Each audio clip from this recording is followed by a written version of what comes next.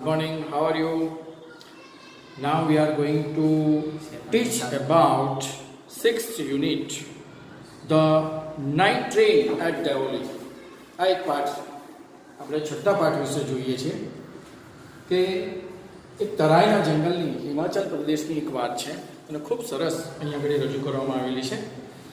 લેખક શ્રી જાતે જ પોતાનો અનુભવ આમાં લખે છે અને એ અનુભવ સિદ્ધ વાતને પોતે પાઠ રૂપે અહીંયા આગળ મૂકેલું છે.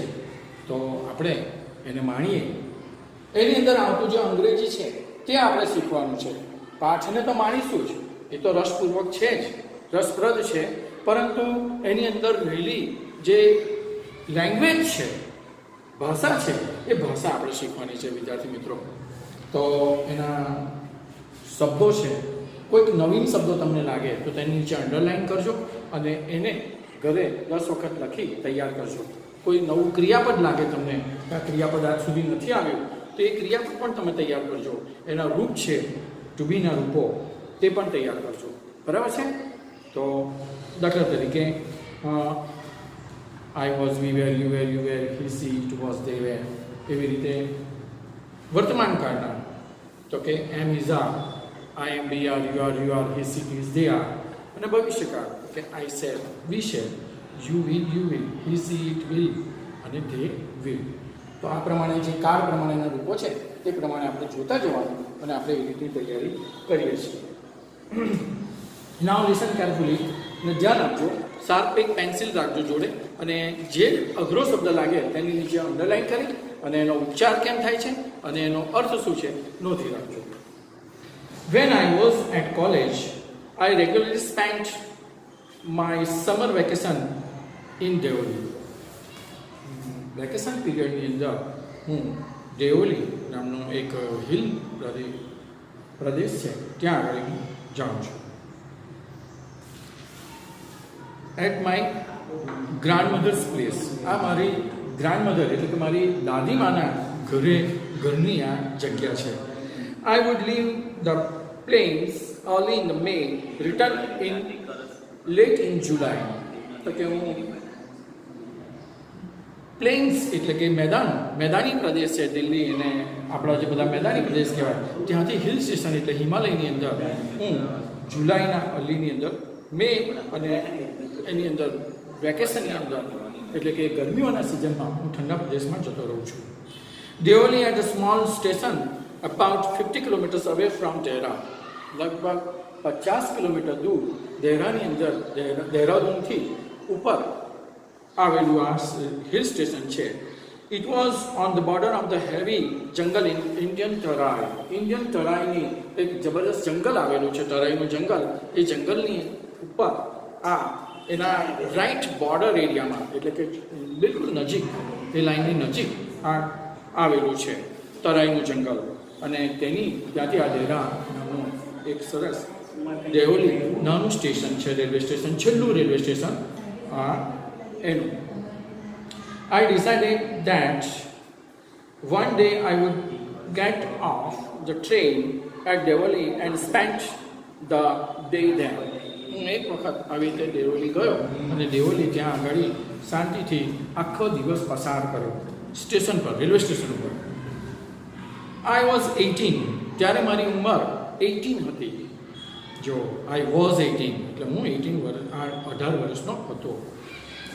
Visiting my grandmother's and the night of and stopped at Deoli. હું મારા ગ્રાન્ડમધર એટલે કે મારા દાદીમાના ઘરે જતો હતો દેઓલી અને ત્યાં આગળ હું દેઓલીના સ્ટેશન પર અટકી ગયો. The girl came down at the platform selling basket.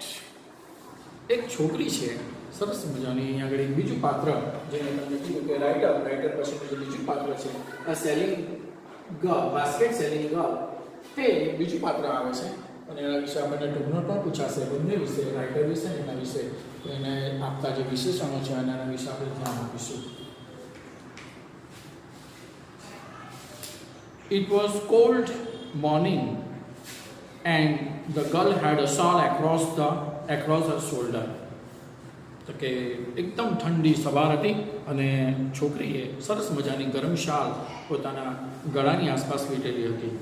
Har feet were bare and the clothes were old. એના કપડાં જૂના હતા, પરંતુ એના કપડાં પરથી એમ લાગે કે ગરીબ કોઈ છોકરી હતી. કપડાં જૂના હતા અને એના પગ બેર હતા. બેર મીન્સ ઉગાડા હતા. એને પગમાં ચંપલ પણ પહેરેલા ન હતા. She was young girl, walking gracefully towards me. તે એકદમ યંગ હતી અને ગ્રેસફુલી એક અદાથી ચાલતી હતી અને એની અદાથી એ પોતાનું રેલવે સ્ટેશન પર ચાલતી બાસ્કેટ વેચતી હતી. When she came to the window, she stopped. She saw that I was looking at her intensely. મેં એને ઈરાદાપૂર્વક જોતો હતો એ વસ્તુ એણે મારું નોંધ કરી અને એને ધ્યાનથી જોતી હતી. પરંતુ but at the first see pretend not to notice. પહેલાં એણે પ્રિટેન્ડ કર્યું. પ્રિટેન્ડ કરવું એટલે ભાઈ ઢોંગ કરવો. એણે ઢોંગ કર્યો કે હું જોતી નથી, પરંતુ એ જોઈ લેતી હતી કે રાઇટર પણ મને જુએ છે વગેરે. It's the first sight of love. She had a pale skin, shiny black hair and dark eyes. તેના ખૂબ કાળા ચમકતા વાળ હતા, આંખો પણ કાળી હતી, સ્કિન એની થોડી પેલ હતી, થોડી નિસ્તેજ હતી. And then those eyes searching lively to match mine. એની આંખો કંઈક શોધી રહી હોય એવું, સર્ચ કરી રહી હોય એવું લાગતું હતું. She stood by my window for some time and neither of us said anything. એક પણ શબ્દ બોલ્યા વગર તે હું જે કમ્પાર્ટમેન્ટમાં જે ડબ્બામાં બેઠેલો હતો તે ડબ્બાની બારી બિલકુલ સમક્ષ આવીને ઊભી રહી. બટ વેન સી મૂવ્ડ ઓન, પરંતુ જેવી રીતે આગળ વધી તે I don't know why left my seat and rushed towards the carriage of door. જે ડોરનો જે વચ્ચે આપણે ચાલીએ ને રેલવે તો તમે જોઈ છે ને બધા વિદ્યાર્થી મિત્રો, તો એમાં બંને બાજુ સીટો હોય ને વચ્ચે ચાલવાની જગ્યા હોય, ત્યાંથી એને કેરીજ કહે. એ કેરીજ પછી દોડીને સીધો હું કેવી રીતે દરવાજા પાસે પહોંચી ગયો મને ખબર ન પડી.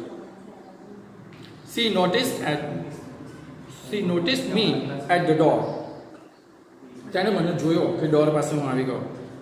I stood waiting on platform. I walked across to the tea stall. પરંતુ એ ધીમે રહી અને ટી સ્ટોલ એટલે તમે જુઓ ને રેલવે સ્ટેશનો પર જાત જાતના સ્ટોલ હોય, એમાં ટી સ્ટોલ મેઇન હોય, તો ટી સ્ટોલ એટલે કે ચાની સ્ટોલ, એ સ્ટોલની પાછળ જઈને ઊભી રહી. A kettle was boiling on the small fire. તમે જોયું હશે કે એક સ્મોલ ફાયર હોય, સરસ મજાનું એક સ્ટવ જેવું કંઈક હોય અને એની ઉપર ચાની કેટલી મૂકેલી હતી અને ગરમ ગરમ ચા બધાને આપવા માટે એ લોકો બેઠેલા હતા. The girl followed me behind the tea stall. Do you want to buy a basket? અને મને પહેલો જ એક પ્રથમ વખત પ્રશ્ન પૂછ્યો, ખૂબ સરસ, કે do you want to buy a basket? તમારે મારે બાસ્કેટ મારી પાસેથી ખરીદવું છે? બહુ સરસ રીતરના બનેલા છે. She asked. They are very strong, made on the finest can. Finest can એટલે સરસ મજાના નેતરમાંથી એ બનાવેલી બાસ્કેટ છે. તો તમે લો, ખૂબ સરસ છે. આ તરાઈના જંગલમાં નેતર ખૂબ થાય છે, એમાંથી મેં બાસ્કેટ બનાવેલા છે. No, I said, I don't want basket. ના, મારે બાસ્કેટ જોઈતું નથી, મેં એનો જવાબ આપ્યો. She stood looking at each other for a very long time then she said. હું ત્યાં આગળ ઊભો રહ્યો, ઘણો લાંબા સમય સુધી અમે એકબીજાને જોયા કર્યા, પરંતુ મેં લેવાની વાત ના પાડી. Are you sure you don't want basket? ફરી વાર એને મને પ્રશ્ન પૂછ્યો કે Are you sure? તમે શું ખાતરી છે કે તમારે ખરેખર બાસ્કેટ જોઈતું નથી, ખરીદતા નથી? Give me one. મને એક આપી દો, ચલો, okay. I said, and I took one of the top and gave her rupee. મેં એમાંથી એક સરસ મજાનું બાસ્કેટ જે મારા હાથ પાસે આવ્યું તે મેં લીધું અને મેં એને ₹1 પણ આપ્યો. I wanted to touch her fingers but could not. આ સાથે એના હાથને અડકવાની કોશિશ કરી પરંતુ એમ કરી શક્યો નહીં. The guard blew the whistle. She said something, but it was lost in the cleaning of the bell and hissing of the engine. જેમ એન્જિન ચાલે ને, ટ્રેનનું એન્જિન ચાલે કે આમ જે અવાજ આવે એ પ્રમાણે ચાલતું હતું, એની અંદર એ કંઈક બોલી મેં સાંભળ્યું નહીં. I had run back and to my compartment. હું ફરી દોડતો મારા કમ્પાર્ટમેન્ટમાં પાછો જતો રહ્યો.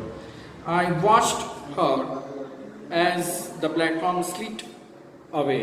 જેમ જેમ પ્લેટફોર્મ છટકવા લાગ્યું, જવા લાગ્યું, ટ્રેન ચાલવા લાગી એટલે પ્લેટફોર્મ જવા લાગ્યું અને હું એને જોતો રહી ગયો. She was alone on the platform and did not move. તે એકલી જ રહી પ્લેટફોર્મ ઉપર, પરંતુ ત્યાંથી હાલી કે આજુબાજુ ફરી નહીં.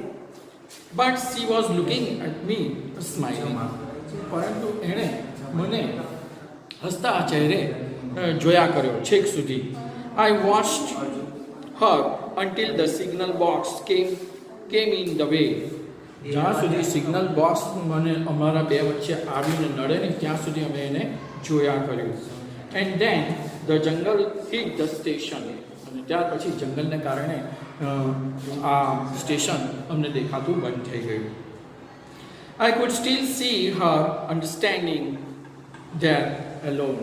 આ પ્રમાણે મેં એને જોતો રહી ગયો અને સ્ટેન્ડિંગ શાંતિથી જોયા કર્યું કે એ ક્યાં સુધી ઊભી રહી. જ્યાં સુધી દેખાય ત્યાં સુધી જોઈ પછી જંગલમાં મારી ગાડી અદૃશ્ય થઈ ગઈ. I sat up awake for the rest of the journey. I could not forget the girl's face and her dark, bright eyes. એની સરસ ચમકતી કાળી આંખો અને એનો સરસ મજાનો સ્માઇલિંગ ચહેરો હું ક્યારેય ભૂલી શક્યો નહીં. આખા ટ્રેનના રસ્તે હું એને યાદ રાખ્યા કર્યો. I was looking out for her as the train drew into the station. I felt unexpected thrill. જ્યાં સુધી જોયું ત્યાં સુધી અનએક્સપેક્ટેડ થ્રીલ મને થ્રીલ થયા કર્યું, ઉત્તેજના થયા કરી કે જોવાની. I saw her walking up to the platform. I ran to the door and waved her. એ ફરી વખત જ્યારે મારે જવાનું થયું તો એને સૂતો જતો જેમ ગાડી આવતી ગઈ તેમ જોતો હતો ત્યારે મારો હાથ હલાવી અને જોતો હતો કે ક્યાંક એ છોકરી જોવા મળે. When she saw me, જ્યારે તેણે મને જોયો, she smiled. She was pleased that remember her. I was pleased as she remembered me.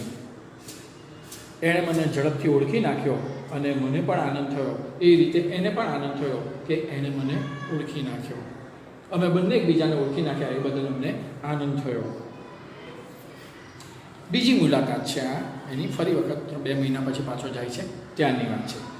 She did not start selling basket. તેણે બાસ્કેટને તરત વેચવાનું ચાલુ ન કર્યું. But came straight to the tea stall. પરંતુ તે ઝડપથી પેલા ટી સ્ટોલ પર જવા લાગી. Her dark eyes were suddenly filled with light. એની કાળી સરસ મજાની ચમકતી આંખો સરસ દેખાવા લાગી. We said nothing for some time, but she spoke without word. એક પણ શબ્દ બોલ્યા સિવાય અમે એકબીજા સમક્ષ જોયા કર્યું. I felt impulsive to put her on the train there and then and take her away with me. I could not bear the thought of watching her vanish into the darkness of Deoli station. રાતનું અંધારું થવા માંડ્યું હતું અને મેં એને ડાર્કનેસની અંદર જોવાનો પ્રયત્ન કર્યો. જ્યાં સુધી અંધારું પૂરેપૂરું થયું નહીં ત્યાં સુધી એને હું જોયા કર્યો. 15 મિનિટ થઈ. કેટલું ચાલ્યું? It took basket from her hand and put them into the ground. She put out her hand to take a basket, but I could her hand and held it. I have to go to Delhi, I said.